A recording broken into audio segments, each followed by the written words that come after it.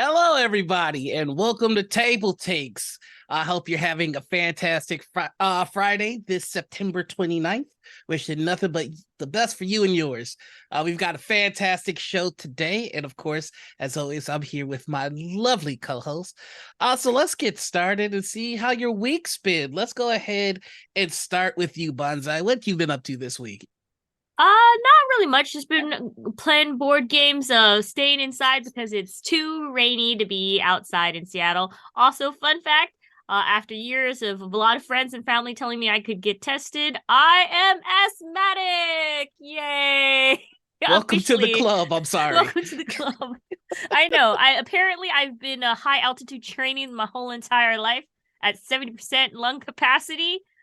It's great. So now I have an emergency inhaler and I take medication, and hopefully I don't have to get steroids. We'll see when winter comes. So nothing but good things for you this week. Awesome.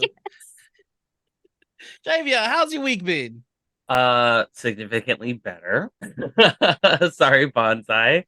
Um, I have been playing much more board games. I finally got a chance to try out Tesseract, the Kickstarter that I funded a couple years ago, and it is quickly becoming one of my favorites. It's hopping up the charts into my top five, maybe even top three. It's just a lot of manipulating dice and rolling dice, and I don't know. I play a lot of cooperative games where I end up talking to other people about what I think I should do, what I think they should do. But this is the first time it's ever really like melded together, felt really collaborative and just really fun to just try to maximize every turn together rather than like one person deciding what everybody should do, which is something I loved about Spirit Island too. So I'm definitely going to play a lot more of it in the future. Heck yeah, that sounds like an awesome co-op game, and I know that we have some truly exciting co-op games to talk about today. But before we do that, Peter, how's your week been?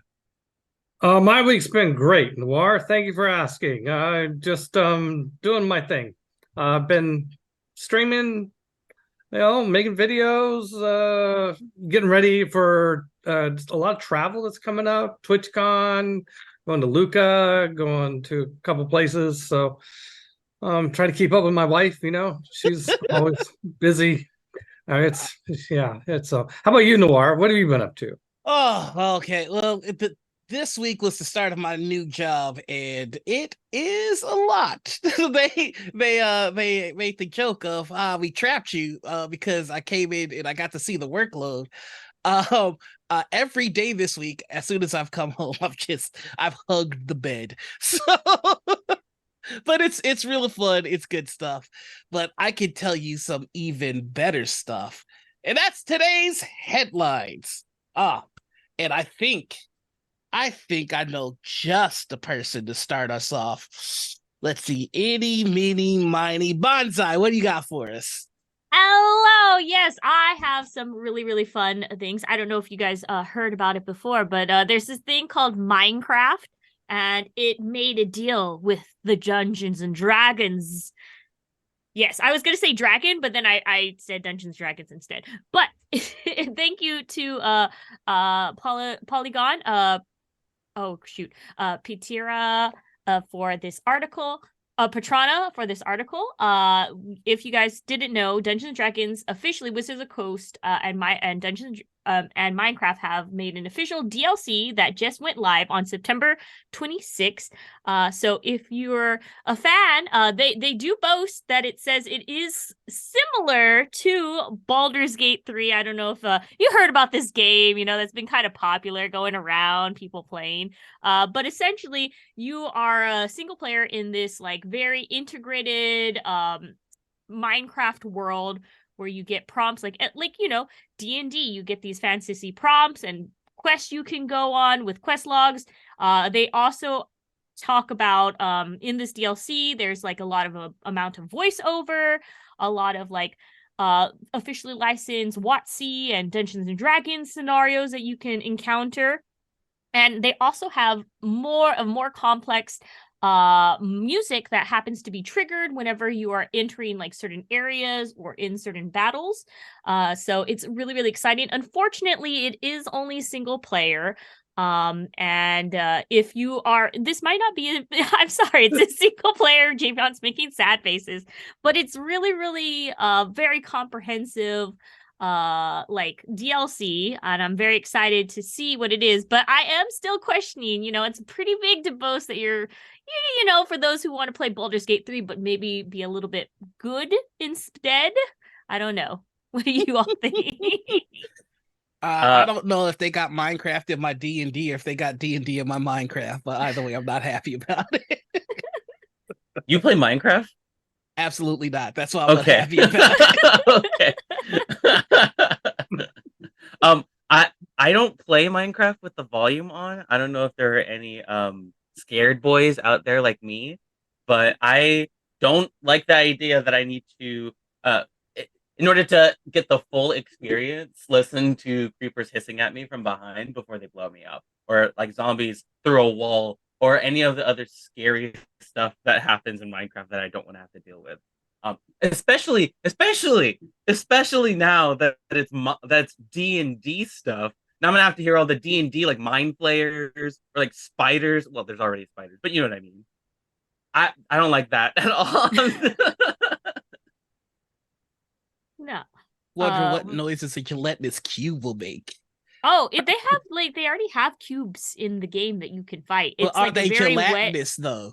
Yeah, they're like slimes. They're not called gelatinous cubes, but they're cubes and they're slimes and they make a wet slappy noise. Very that's so that's that's what you were looking forward to. That's what it was all about. Well, I can tell you something else that I'm looking forward to because I for one, I hate crossovers. Magic the Gathering Secret Lair Spooky Drop. That's right. And we want to give a quick shout out to Jeffrey Jones Sanchez of ICP2 for this article. Wizards of the Coast has announced Secret Lair Spooky Drop, a new round of Secret Lair sets, which will be headed to DTC pre-order on October 2nd, 2023. What would Q4 be without another massive round of Secret Lair drops? This time we are getting some major licenses behind this. Oh no, more crossovers. We're getting Universes Beyond, The Evil Dead, Princess Bride, Creepshow, and of course, Doctor Who. One of the Doctor Who sets includes a reprint of the Enemy Fastlands, and there's also an artist series for John Avon set that comes out with Emrakul, Promised End, and Progentius. So if you like big unfair monsters that swing for 10 to hit and have Annihilator 4, you're in luck. But we've got some really cool cards here. The Secret Lair and Creepshow set is $29.99 regular and $39.99 foil. The Creepshow set features art mirroring the cover art from the cult horror franchise inspired by comics. The set comes with a Death Baron, a Noxious Ghoul, a Zombie Master, a Grim Grin, a Corpseborn, and an Unholy Grotto, all of which sound like heavy metal band names. The Secret Lair Evil Dead set, again $29.99 regular, $39.99 foil, has Ash. Ash will soon be playable in Magic. The set features a Pure Still Paladin as Ash, Destined Survivor, a Vanquish the Horde as Destroy the Dead, a Zombie Apocalypse as Nobi's Incantation, a Verena Lich Queen as Linda Candrian Queen, a Field of the Dead as Cabin of the Dead, and of course, a Zombie Token. The one that I am most keen for, the Secret Lair Doctor Who drop, is called The Weeping Angels. Again, $29.99 regular, $39.99 foils. This set includes showcases for the Weeping Angels from Doctor Who lore. It comes with Angel of Serenity, an Angel of Ruins, a Blinding Angel, and a Restoration Angel, and of course, a Sublime Angel. Again, if you're a Magic fan, if you're a Doctor Who fan, Evil Dead fan, or a Creepshow fan, highly recommend getting this. It looks like we are in the land of crossovers. What do you all think? I love crossovers, especially the Princess Bride, but I'm biased because I really like the Princess Bride. But I also, Go ahead. Yeah, I was saying Princess Bride too, Bonds. I'm right there with you. I want to get some Buttercup. Buttercup looks awesome. Go ahead. Sorry, didn't mean to cut you off there. Oh, you're good. I might surprise all of you actually, and just say like the Evil Dead probably the one that I know the most about. Uh, I understand the hype behind Princess Bride, like that's awesome. I was never into Doctor Who because, as you all know, I was sheltered as a child from all sci-fi. But Evil Dead, I actually played a escape room that like taught me about. I was like, oh, this isn't all that scary. I watched the movie, super funny. And I love that. I love Noir that you said, of course, a zombie token for the secret. You gotta have a zombie Yeah, of token for course. Evil Dead. No, I honestly, I'm surprised by that. I thought you might have picked Princess Bride as well. But I mean, again, it's quickly becoming the case that there's a little bit of everything for everyone in Magic the Gathering. Except trains. I don't think there are any trains yet. Maybe, Peter, you might be able to help me out with this lack of trains that Magic has going. I think Magic's got too much going on already. I think that if you want to experience trains, and listen to this article brought to us by Charlie Hall at Polygon. Ticket to Ride Legacy, Legends of the West. This brings together a powerful trio of award-winning designers. The original creator to Ticket Ride, Alan R. Moon, the creator of Pandemic, Matt Leacock, and the creator of the legacy genre of board games, Rob Davio. Together, after 5 long years of development, these designers have achieved something remarkable. Ticket to Ride Legacy is nothing less than the reinvention of the classic board game first released in 2004 and likely to start the whole franchise anew for its owner, board game giant Asmodee. Now, anyone who's played Ticket to Ride knows that it's just a simple card game where players try to lay down matching sets of colored cards to earn points. The secret to its success is in turning those cards into train cars and those matching sets into train lines, and then adding a map that requires strategic planning to navigate. You need to connect Chicago to New Orleans before your neighbor does, because a secret ticket card sitting in your hand will pay off handsomely if you're able to. Tallying up those tickets at the end of the game determines who wins, and the same is true here for the most part. But in classic legacy game style, the players will open up a new package of rules and board game bits every time they sit down at the table, slowly growing the scope and scale of the game. Legends of the West succeeds by doubling down on the familiar train positive theming of the original.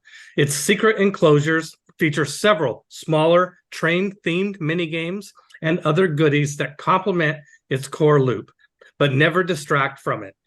In this way, Davio, Leacock, and Moon also show incredible restraint. They never overcomplicate things, and their reinterpretation of Ticket to Ride is still the same chilled out, lean back experience that you can enjoy while making small talk with the neighbors. Ticket to Ride Legacy Legends of the West will hit retail soon with an MSRP of $119.99. I mean, I gotta say, woo, I'm on board. Let's get this game and play it. Sounds good. To take damage to my nerd cred, I have still yet to play Ticket to Ride. That's wow. It's really fun, Noir. You should definitely check it out if you're a fan of Bullet Train. It's basically just like that. You get to play as Brad Pitt. You learn kung fu and increasingly more dangerous. That's what I was thinking. This game you get to crash the train at the end. It's awesome. Yep, that's it. No wonder it's so family friendly. Everybody's playing Brad Pitt. I like it because, my 84-year-old stepmother can still play this game. She loves Ticket to Ride, and we go see her. Dee and I go see her mother, and we play Ticket to Ride. And it's simple and straightforward enough that she can play it, and it's just interesting enough to me as a gamer that I enjoy playing it as well. How competitive does it get? Well, we don't let it get out of hand. I made that mistake once. When I first met her mother, the three of us played. I grabbed a Seattle to Portland, and Dee had made this huge northern route that all the way to Seattle from Yves Saint Laurent. No, that's not a city. That's a Cologne. Never mind. And then Portland all the way down to Vegas. And there's this little gap in the middle. It was just too tempting, so I grabbed it. Ooh. Never let me I live bet- it down. I bet that comes up still. I guess you could say you're a little bit of an outsider, but I know somebody who knows all about outsiders. Javion, why don't you keep us informed? Sure. You might be referring to the Mandalorian-inspired solo RPG, Notorious, and its new expansion that is coming to Kickstarter very soon. Notorious is a solo RPG. That means a single player playing a role-playing game by themselves. What you're doing is similar to Mandalorian.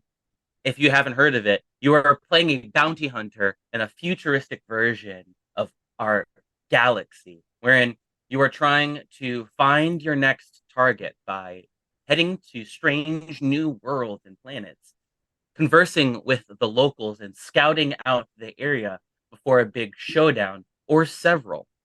There's a lot of intrigue, there's a lot of deduction, there's a lot of story building. And in a solo game, there's a lot to be explored internally as well. So, Notorious, which is already a successful Kickstarter, has a digital and physical version that you can try to get your hands on either by secondhand markets, or you can check out the Outsiders expansion, which is having its Kickstarter run from October 10th through October 24th. It's going to add in lots of new nomads, such as the rookie, the duo, the Beastmaster, veteran, the tech, and the deserter. Lots of new styles of gameplay for you to explore different personalities and different traits for your role playing. There are also new planets, 6 of them, in fact, and factions that detail the intricate, tenuous web of influence gripping the far-flung reaches of the galaxy. I'm a big fan of The Mandalorian myself. I really love the series. It's probably my favorite Star Wars content in general, just because it's a little bit more accessible for people who don't know a whole lot about the history of the wars that have been going on and this and that. They kind of explain a lot inside the lore. And I don't know if you are playing somebody who has like a small child coming along with you to take down all of these notorious criminals, but I'm assuming that that's what the duo character is. You probably have to find out yourself when the Kickstarter goes live, but I'm very excited to see what else they do with it. Solo RPGs can be really fun for people like me who don't always have the capacity to build an entire campaign for folks who, or maybe just don't have a lot of people in their life to try to run a game every single week. So definitely check out Notorious and its expansion Outsiders when it comes out. I'm curious to know what you guys think. Really, really nice art. Yeah, I'm just thinking of a bunch of Mandalorian quotes. I would like to see the baby. They say that? They say, I would like to see the baby. Yeah, and like the pilot episode with the really? scientist guy. Yeah. It's just like, I would like to see the baby. The baby. But no, I'm excited. I like, it's a combination of like, I do enjoy doing solo plays every now and then, but I feel like, especially with bounty hunter games, like I feel like you got to feed off. Like this is just my, you got to feed off of other fellow bounty hunters. Like for example, I have a bounty hunter game I'm playing right now. It's like Star Wars campaign wise, and we have a thing about we steal doors because we're both Jawas and we just steal doors. And I like that interplay. If I can't play somebody that steals doors for profit, why play a bounty hunter? Fair enough. I'm not even gonna think of a transition. We're just moving on to the next headline after that. Bonsai, tell me about Final Fantasy 14, please. Oh, okay. Yeah, we could go ahead and talk about Final Fantasy 14. So I don't know if you heard of this. I'm just talking about all of these like little tiny indie games. I don't know if you guys are aware of Final Fantasy 14. Well, guess what? Thank you to Ollie from Polygon for bringing us this article as well. Square Enix has just announced they're developing an official tabletop RPG that will be based off of the world of Final Fantasy XIV. They're very, very popular MMO right now. I have a couple of friends who just basically grind for all the outfits. Does the outfits actually help their character? No, but it looks super cute. In any case, the game is set to be released in May of 2024. Right now, the only thing available for pre-order is a $60 starter set that includes the basic rules, three pre-made scenarios, 4 pre-made characters, including the warrior, white mage, dragon, and black mage, and a bunch of tokens and battle mats and dice. As of right now, there's really no information beyond that. I'm sorry to say, because it is just like, hey, hot off the press, has just been released.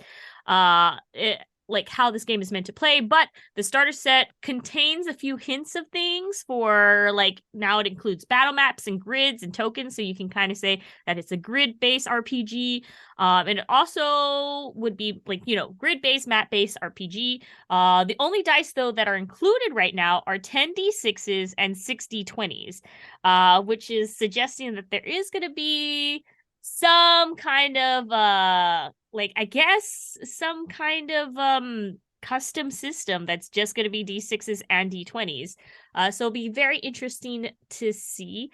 The Square Enix game page is also advertising the full standard rules and scenarios a Game Master by. That's basically Game Master guides that's still yet to come out. So what about you? Are you all Final Fantasy nerds? You know, Sephiroth. Oh wait, no, that's a different one. I mean, it's still Final Fantasy. Yeah. I would love to be a Final Fantasy 14 if their online server client would let me play the game. I'm wondering, do you think this is going to actually be the last fantasy? No, okay, first of all, there's 14 of them, right? So are we saying that this is the 14th iteration of fantasy that's supposed to be final? Or is this just like the last fantasy that's supposed to be happening? But there's 14 of them. I'm very confused. Is the like game this confusing? Hearts. Kingdom Hearts and Final Fantasy are both on the same level of do not try to pay attention to the storyline, because there's multiple games in different iterations and it's just going to give you a headache. You just love them because there's very beautiful androgynous characters and very cute animals. And that's really what it is. See, I tried to make an argument for him going, it's the Final Fantasy for the characters involved. And then I remembered 10-2. So, never mind. Yeah, it's been Final Fantasy for a long time. It's just number 14. I'm sure there'll be at least 10 more. Not only is this not the Final Fantasy that's ever been created, ever heard of Lord of the Rings, it's also not the final fantasy. This is literally number 14. Shouldn't they be changing the name at this point? You this close to getting a soapbox. Okay, fair enough. I'm just messing. And that's gonna bring us to our final story. And I promise it's the final headline. There won't be a final headline 2. PAX Premiere and John Company's new game Molly's House is coming out. It is a game that explores the joy and betrayal among queer communities in 18th century London. Real quick shout out to Matt Jarvis over at Dicebreaker for giving us the story. So the next game from the makers of PAX Premiere and John Company will explore the efforts of trailblazing LGBTQ plus pioneers to experience joy and celebration while overcoming attempts to suppress the queer community in 1700s London, showing that there have been haters since the beginning of time. Molly's House puts up to 5 players in the role of Mollies, a term traditionally used for men in relationships with other women, initially considered offensive before being reclaimed by the community, as they throw masquerades, parties, and cruise back alleys in joyful celebration and support of their community. However, their joy and identity will come under threat from members of the Society for the Reformation of Manners, the historical organization that sought to suppress what it considered to be immoral activities. thus proving that haters have always had too much time on their hands. Some of the members may infiltrate the community by demanding bribes from the members of the Molly House or turning Mollies against each other as secret informers, represented in-game by hidden roles adopted by the players that can shift over the course of each roughly hour-long session and see some players working to undermine the rest of the group. This sounds like a fantastic party game, a really fun social game to quickly throw on the table and really get things going. And its historical connections mainly to some very truly very truly touching, deep in an insightful conversation. So I, for one, am excited to get my hands on this. I love social deduction games. I love things like Werewolf, Secret Hitler. So like this sounds right up there with me, and I can't wait to check it out. But who cares what I think? What do you guys think about this? I'm just hoping that including in the packet, they're going to have the ones where they were like the photographs during the time. There are very documented photographs during times of these friends and roommates, as they used to say in history, taking pictures together. I really love when they go back and see all of these, like, you know, when they had the photos that would take like 20 minutes to take a photo of. There's a lot of documentation that, of course, the queer community has always existed, and like Noir was saying, hate is gonna hate. Yeah, they were just roommates. The game. They were just roommates. The game history. Noir, I want to say thank you for introducing me to my new drag name, Mother Clap. That's I never could have come up with that on my own. Only history could bring something that perfect. You know, I do what I can to help. But that's gonna be it for headlines. We hope we left you informed and excited for all things tabletop. Now you gotta answer to the boss.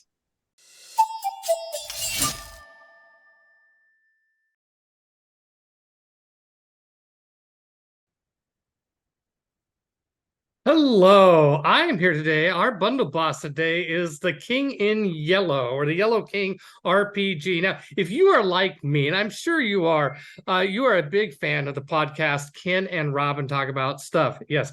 And so if you and you know then that they regularly drop information about the King in Yellow, Carcosa, Camille, and Casilda.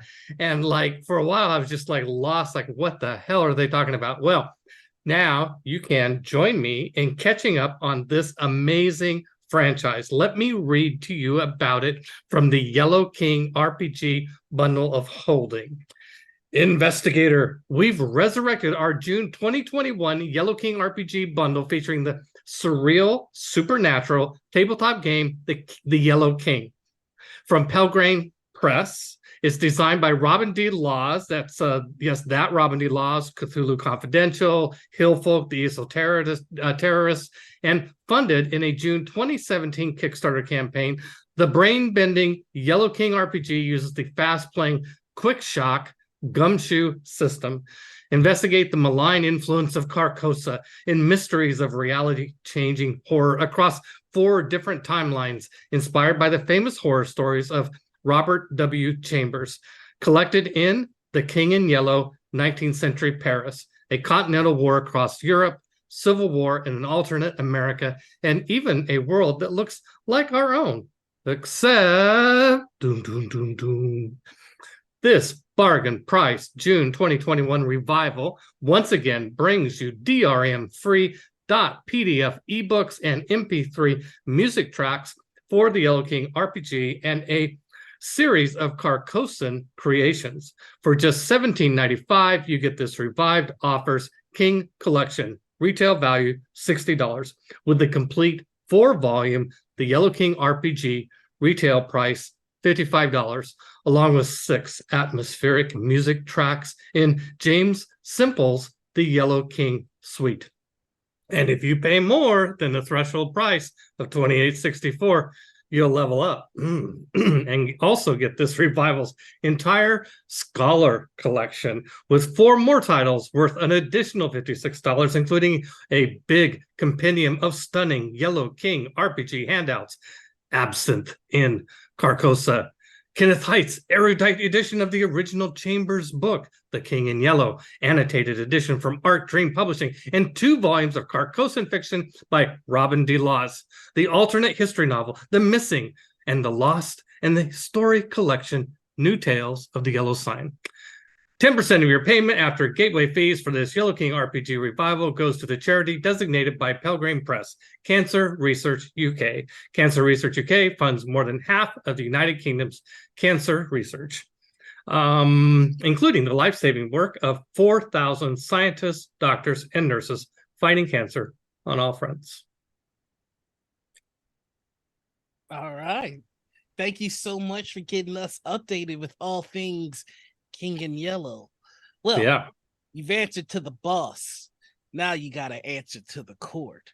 Crowdfunder Court. Welcome to Crowdfunder Court. Here come the judges. Prepare to be judged. All right, court is now in session. Welcome, one and all, to Crowdfunder Court. We are now in session. First on the docket, a Kickstarter by the name of Founders. You might have heard me talk about a board game known as Ice, or the City of Ice, a board game that I crowdfunded long ago with many shipping delays. I finally received it, and I can say wholeheartedly, well done, great game. However, here we have their follow-up, which is also a prequel, Founders. You can become the founders of the first city. Ice is a game notorious for its long and history lore that they've created about the folks of an ancient civilization far, far to the north, in the frozen tundra. Well, now you can play as the folks who actually built that city from the ground up. In this game, you are laying tiles in order to complete not only your secret objectives, but others' secret objectives. It is a co-opetitive game in which you have other people that you must work with by figuring out what they want and helping them see it through. But also, you have to win by having as many points as possible, meaning there can only be one winner regardless of whoever you're helping to succeed, because you'll total up all the points from all the players and all of their secret alliances all at the end. Now, these allies are secret, meaning you'll have to figure out who you're supposed to, what you're supposed to do to help the people that you're secretly helping by laying these tiles. Lots of triangles, lots of rhombuses, lots of trapezoids. It's a very vibrant game with excellent art.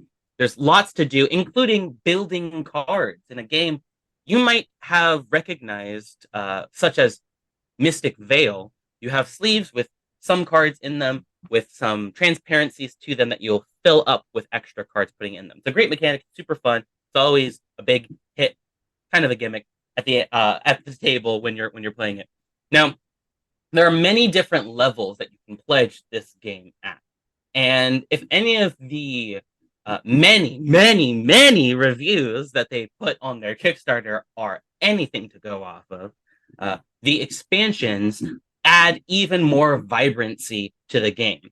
Things like more hearth tiles, extra monoliths, more building tokens, and extra characters to play with, as well as legacy expansion that allows you to play the game in a campaign style from game to game, opening envelopes and revealing new rules and new things to explore. Now, this brings me to my first ever soapbox segment, because I've got something to say. Oh my god, we get it. You think trains are cool. So overrated.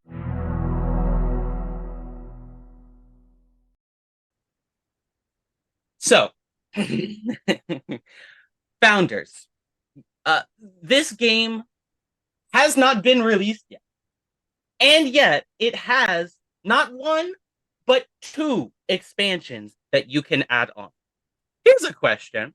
Why do we have board games coming out with expansions that you can pay for to add to your game when you haven't released the game yet? Is there something else going on? What is it about the board game that's incomplete that had to be separated? Oh, I see. The game's too big. You had too many ideas. So instead of putting it all in one massive box, and who's got the strength to carry a big box? No. Let's put it all in 3 separate boxes where you can decide if you even want to add the expansion in yourself. Game designers, take note. If you've got a game and you've got too many ideas, don't worry. All you have to do is release the expansions separately, all at the same time. That way you don't have to make people wait for their game to get their expansions released 1 year, 2 years after the game's already been released. It's the perfect solution. Founders is on Kickstarter and live now with 10 days to go. They've already hit their funding goal and doubled it. So it's not too late for you to jump on board and help them reach not some of their stretch goals, but as they call them in the Kickstarter, stretch reveals.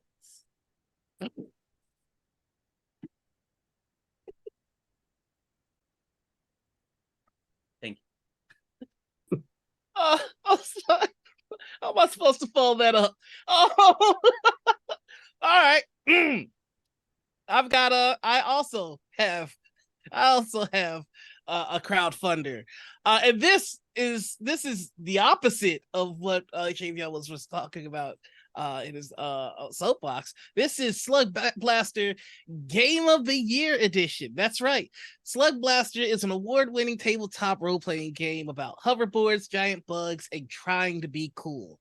And the publishers here are reprinting the game in a new deluxe hardcover Game of the Year edition, complete with a pizza box, dice set, and map play sheets. Now, I promise you, it's not just a pizza box. It's actually an all-new pizza box GM screen that you can keep everything that you need to play in one nice set.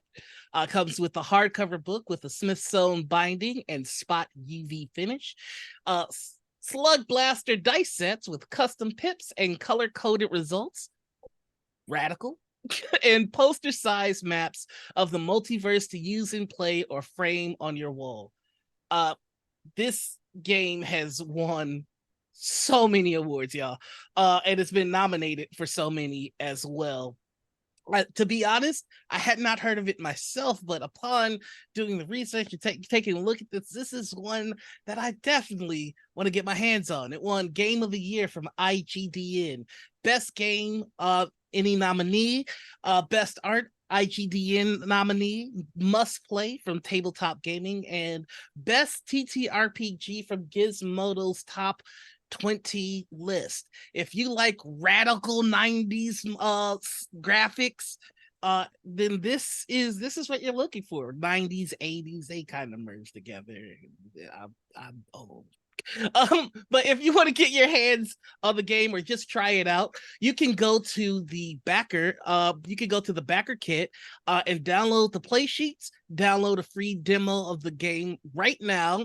Slug Blaster Turbo X is what it's called, and get your hands on it. See if you like it, and if you like it, consider backing it. Because this game has gotten fantastic reviews, and it just looks cool. And there's no expansions, not yet.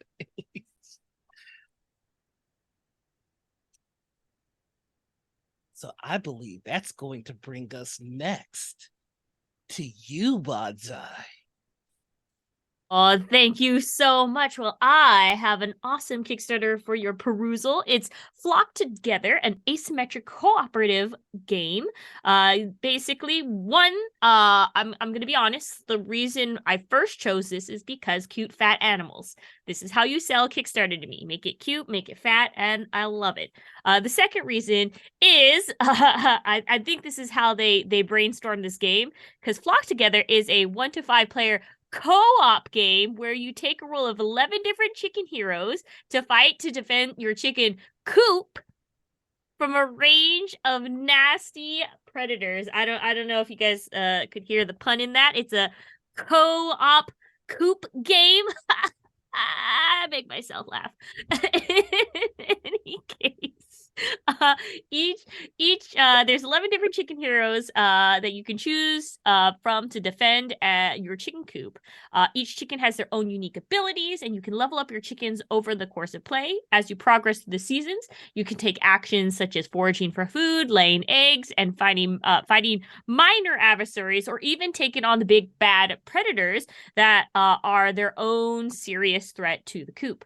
Each season, the predators get more and more powerful, so it's a race to beat them so before the predators can get too strong and overwhelm you. And then, of course, once all the predators are defeated, the coop is safe and you win. It's a really cute artwork. I really love I can see yourselves even taking this and making an RPG out of it just by the base characters and artwork and everything alone. But yes, it just looks super, super cute, and I like these kind of co-op games, especially when they're pun-based. Very upsetting. This whole experience has been very upsetting. But that's going to bring us to my second crowdfunding game, which is Dragon Eclipse. Now, look, I highly implore you to check out the link to this, because this game is massive. All right, so what is Dragon Eclipse? Well, I'm going to let the fine folks of Dragon Eclipse tell you themselves. Well, Dragon Eclipse is a board game created for the ultimate 1 to 2 player solo / co-op experience, and thanks to that focused design, they were able to create a seamless gameplay flow.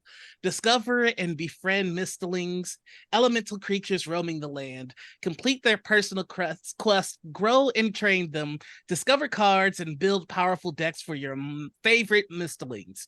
Execute your combo in a highly tactical combat arena, and while this game is easy to learn, there are infinite possibilities. Discover the great mystery of the Eclipse in an epic 12-part scenario campaign where you will make a lot of new friends and some enemies. There will be a lot of decisions on your way, each with direct consequences. A truly worthy adventure, and you can compete with a friend in the 1v1 arena or play in a fully gameplay-focused roguelite mode.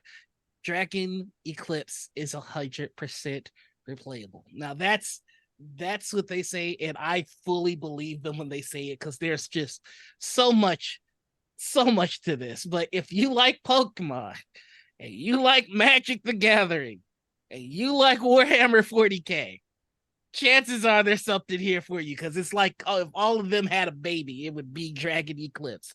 The models look amazing. There's a really cool use of AR, and of course there's deck building, so you find your favorite mistling, and then you train them up and you build a deck around them, and there's a battle map binder that has different battlegrounds for you to fight on, and an entire deck that's built around modifying that battleground. This is something that's going to be wildly replayable over and over and over again.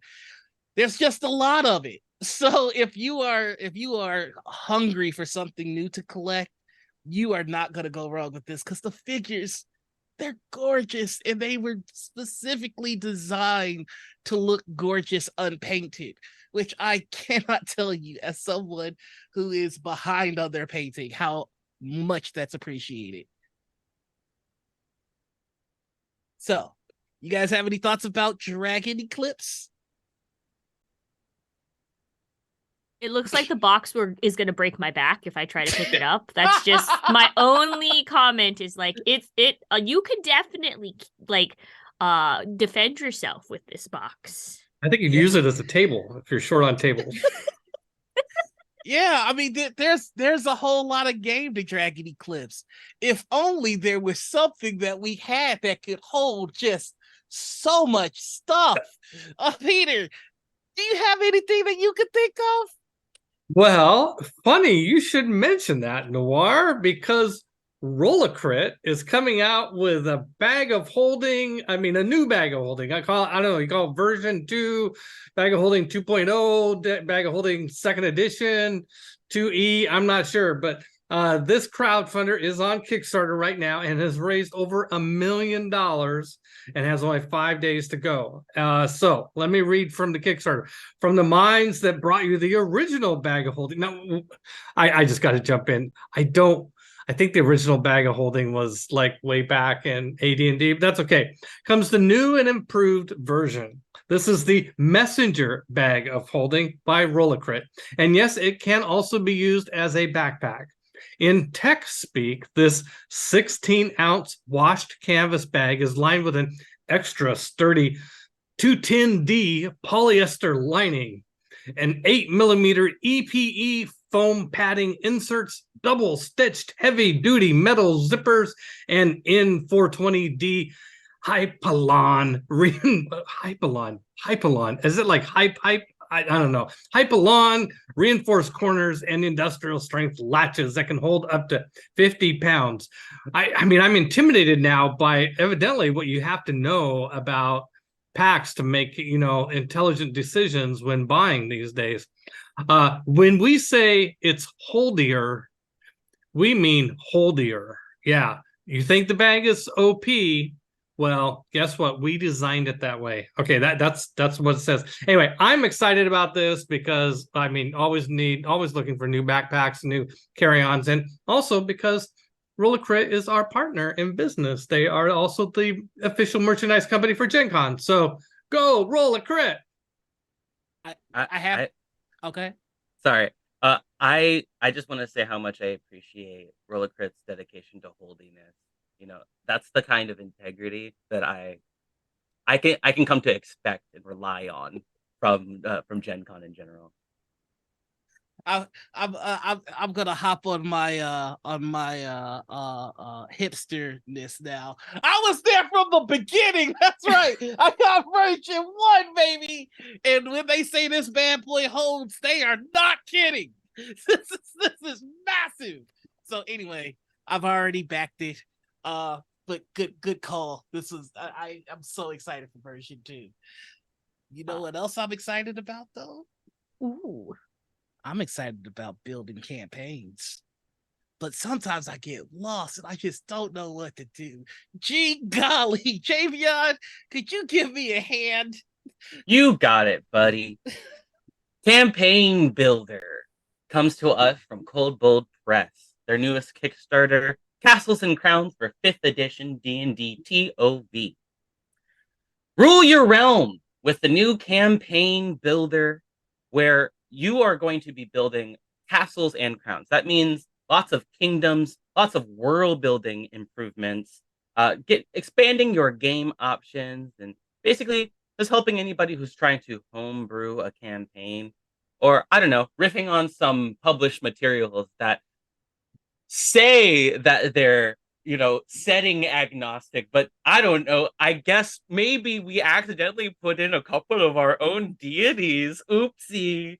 Did we call a town out that's only in our campaign setting? Guess you're going to have to cross that out. Well, here's a tool for GMs like me who want something a little bit more personalized for your world.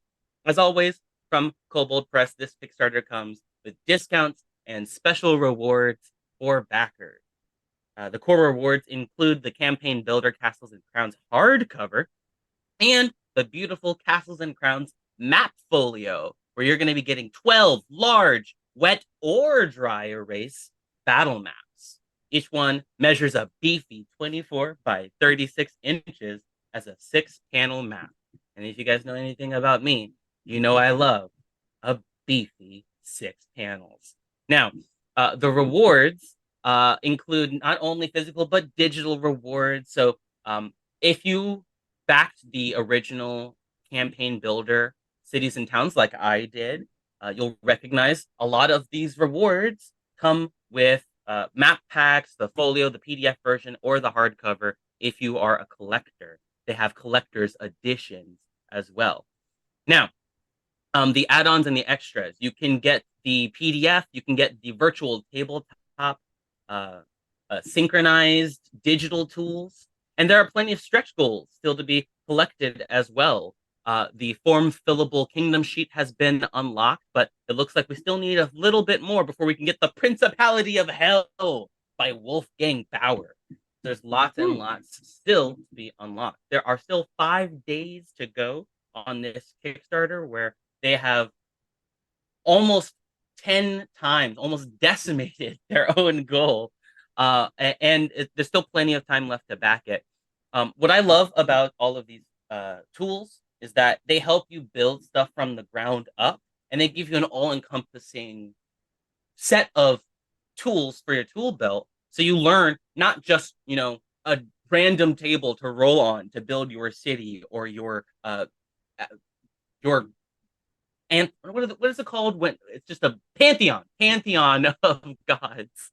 You're not just rolling on a table. They tell you why. They give you historical examples, and they build your knowledge base. So that's really cool.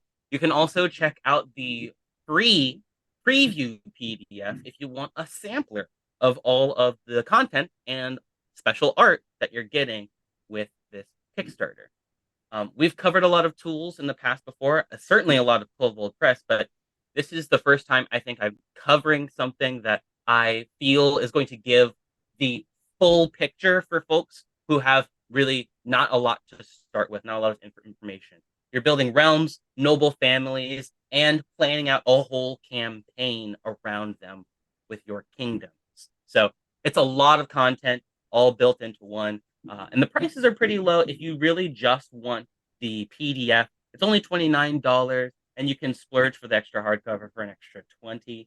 That's going to be a better deal than you're probably going to get in retail, because you're probably only getting the hardcover if you jump into retail. So that was a good time to jump on if you want to catch some of the extra collector's edition stuff as well.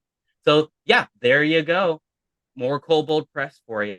5 days left on this Kickstarter before time is out.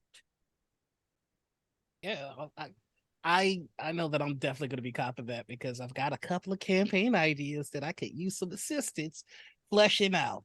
But sadly, that brings us to the end of our show. And when it comes to making sure that you leave with one final good impression, I can't think of anybody better to bring it home than Peter. So Peter, take it away.